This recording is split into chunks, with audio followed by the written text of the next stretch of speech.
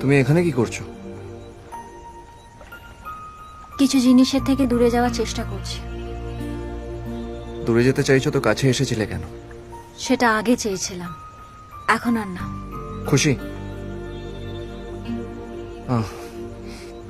আমার ওইভাবে কথা বলাটা উচিত হয়নি।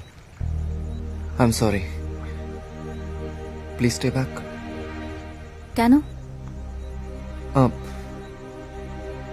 রাহুলের রিসেপশনের জন্য।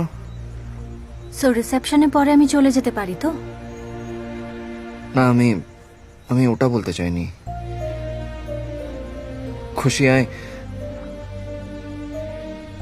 I need you.